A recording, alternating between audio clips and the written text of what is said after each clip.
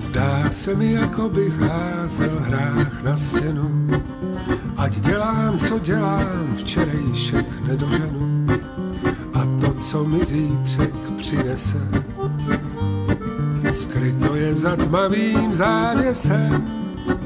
Marian Mišun patril v minulosti k prívržencom Slovenskej pospolitosti. V marcových voľbách kandidoval do Národnej rady za Kotlebovú ľudovú stranu Naše Slovensko z 87. miesta. V kampani deklaroval, že asociálov chce posielať do pracovných táborov. Zatiaľ nie som nikomu pridelený.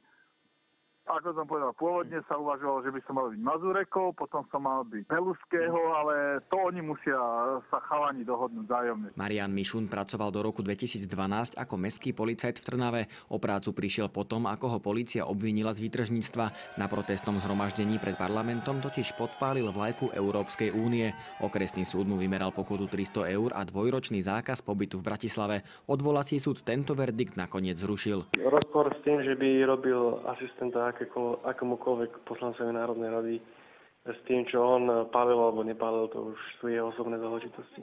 Marian Mišun tiež zverejnil na sociálnej sieti správu, ktorú adresoval predsedovi výboru pre európske záležitosti Ľubošovi Blahovi. Nazdar, Ľubko, všimol som si, že napriek tomu, že ma osobne vôbec nepoznáš a evidentne nepoznáš ani moje názory, tak si ma občas berieš zbytočne do svojej pusinky. Preto dúfam, že sa už čoskoro stretneme v Národnej rade Slovenskej republiky aj osobne a všetko si pekne a v slušnosti vysvetlíme. S neonacistami komunikujem spôsobom, akým aj s pánom Mičunom, že stlačím tlačítko delete. To znamená, vymazávam a určite nechcem nejakým spôsobom s neonacistami komunikovať. Marian Mišun je stálicou slovenskej ultrapravicovej scény, ktorý sa vo svojich viacerých verejných vyjadreniach netají obdivom k Adolfovi Hitlerovi. Zase si sledoval televízne noviny, leze ti to na mozog, musíš si dať iba lgíny, nemáš čo riešiť, len tieto Ficoviny.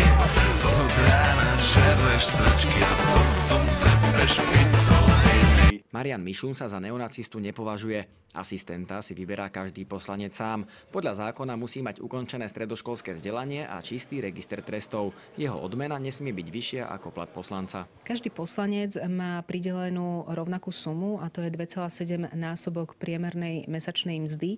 V tejto sume je zarátaný aj nájom jeho kancelárie a aj platy asistentov, ktorých si vyberá sám. Národná rada neurčuje spôsob výberu asistentov. O nominácii Mariana Mišuna na post asistenta poslanca sa má rozhodnúť pravdepodobne do konca týždňa. Marek Marušiak, RTVS. S počasím a s pitomcem nervose, to jsou ta moje dlouhá léta v cirkuse. Ať už horor nebo pohádku, čtu to všechno pěkně řádek po řádku. Pospátku to nebude. Děkuju ti, osude, za všecko, co se stalo, co nám na dně šálku po vypití kávy zůstalo.